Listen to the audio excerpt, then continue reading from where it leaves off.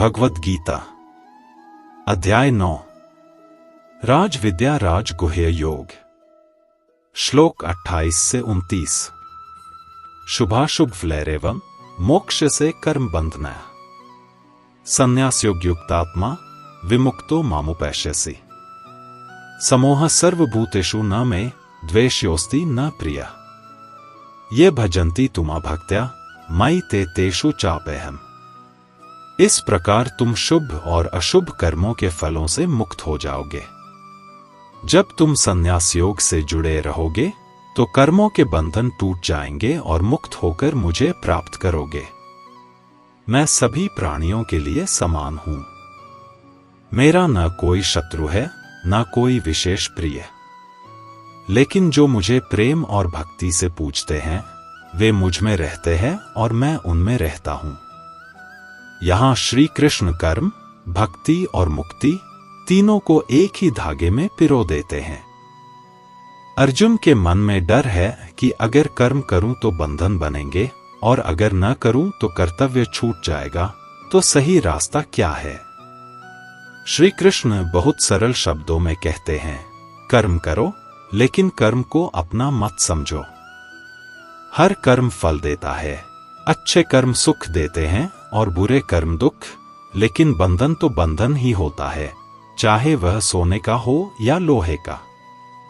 जब तुम अपने हर कर्म को मुझे अर्पित कर देते हो, काम को भी, उसके परिणाम को भी और अपने प्रयास को भी, तब वही कर्म बांधना छोड़ देता है।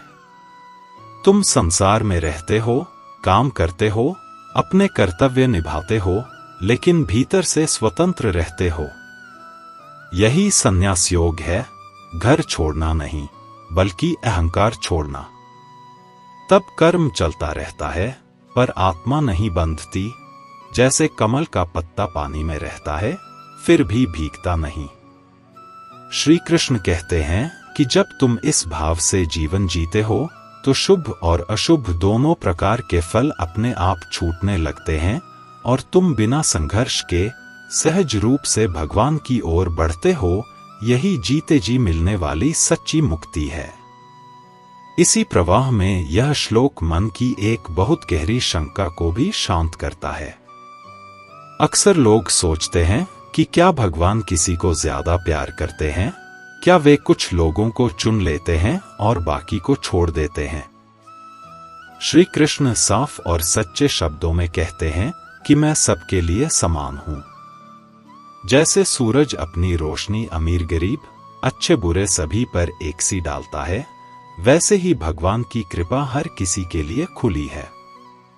भगवान न किसी से द्वेष करते हैं न किसी का पक्ष लेते हैं, लेकिन फिर वे एक बहुत सुंदर बात जोड़ते हैं। जो व्यक्ति प्रेम से भगवान की ओर मुड़ता है और भक्ति से उनका स्मरण करता है, वह अपने आप भगवान के निकट आ जाता है।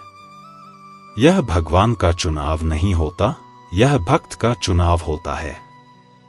जैसे कोई खिड़की खोल दे तो धूप अपने आप भीतर आ जाती है और खिड़की बंद रहे तो धूप बाहर ही रहती है। श्री कृष्ण कहते हैं कि ऐसे भक्त मुझ में रहते हैं और मैं उनमें रहता हूं। यह शरीर का साथ नहीं, हृदय का संबंध है। यह श्लोक हमें भरोसा देता है कि भगवान कभी दूर नहीं होते। दूरी केवल तब होती है जब हम स्वयं उनसे मुंह मोड़ लेते हैं।